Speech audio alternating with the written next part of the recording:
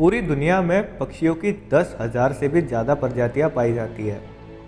सभी के वही दो पंजे, दो पंख और एक गर्दन होती है।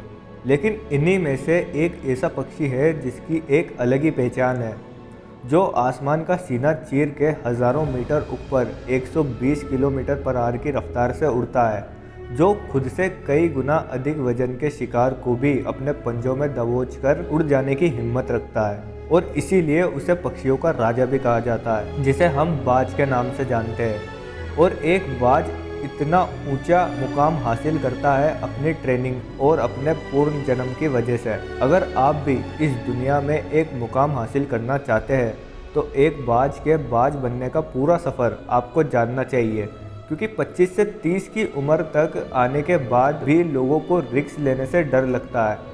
लेकिन एक बाज के जीवन की शुरुआत ही रिस्क से होती है।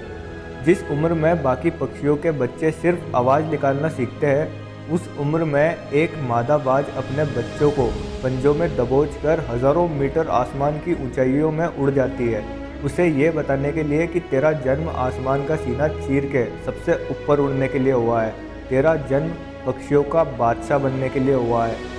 ज़मीन से हज़ारों मीटर ऊपर ले जाकर मादा बाज अपने पंजों से उसे छोड़ देती है और यहीं से शुरू होती है उसकी हाई रिस्क ट्रेनिंग। वो चूज़ा ज़मीन की तरफ तेज़ी से गिरने लगता है, थोड़ा नीचे आता है तो उसके पंख खुलने लगते हैं, नीचे आते आते वो अपने पंख फड़फड़ाने लगता है। लेकिन वो अभी तक उड़ना सीखा नहीं है। वो ज़मीन से कुछ ही ऊपर होता है, ऐसा लगता है कि कुछ ही सेकंड्स में वो ज़मीन पर गिर जाएगा।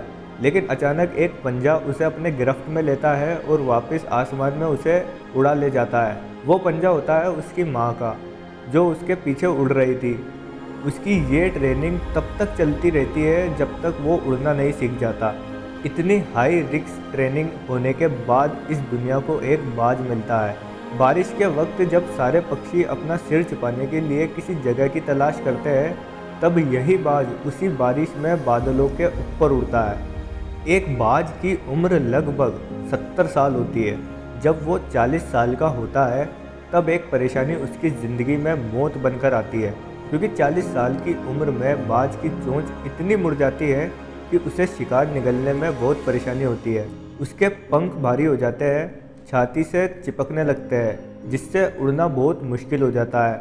उसके पंजे लंबे और लचीले हो जाते हैं, जिससे वो शिकार को सही से नहीं पकड़ पाता। अब बाज के पास 3 रास्ते होते हैं, या तो वो अपने शरीर को त्याग दे, या गिद्ध की तरह छोड़े हुए भोजन पर निर्भर हो जाए, और आखिरी और सबसे कठिन रास्ता खुद को पुनः स्थापित कर ले। और बाज इसी तीसरे रास्ते को चुनता है। पहले तो वो अपने पास की सबसे ऊंची चोटी पर पहुंच जाता है, वहां पर अपना घोंसला बनाता है, और फिर शुरू होता है परेशानियों को जड़ से उखाड़ने का सफ़र। वह अपनी चोंच को एक चट्टान पर मार मार कर तोड़ देता है। ऐसा करने में उसे बहुत दर्द सहना पड़ता है और इंतज़ार करता है नई चोंच के आने का। उसके बाद अपनी नई चोंच से अपने पंजों को काट देता है और फिर इंतज़ार करता है नए पंजों के उग जाने का। उसके बाद वो अपने एक एक पंख को अपने शरीर से अलग कर देता है और फिर इंतज़ार करता है नए पंख उग जाने का। और ऐसा करने में उसे समय लगता है 5 महीने का। उसको इस सफ़र में बहुत कष्ट उठाना पड़ता है। इन 5 महीनों की कड़ी तपस्या के बाद एक बाज का पुनः जन्म होता है। वो फिर से तैयार हो जाता है आसमान का सीना चीर कर उड़ने के लिए। बाज की तरह हम इंसानों की ज़िंदगी में भी कई परेशानियां आती है, जो कि बाज के मुकाबले तो बहुत छोटी होती है, लेकिन फिर भी हम रिस्क लेने से डरते हैं। उन परेशानियों का सामना नहीं करते, बल्कि परिस्थिति को स्वीकार करके बैठ जाते हैं। डर के साथ जीने से हम जोखिम लेना बंद कर देते हैं। पेड़ से फल तोड़ने के लिए पहले उसके ऊपर चढ़ने का रिस्क तो लेना पड़ता है ना।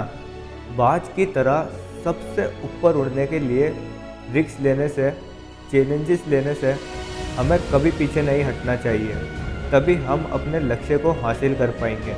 एक कोट बोलकर मैं इस वीडियो को एंड करूँगा। मंजिल उन्हीं को मिलती है जिनके सपनों में जान होती है। पंखों से कुछ नहीं होता, हौसलों में उड़ान होती है।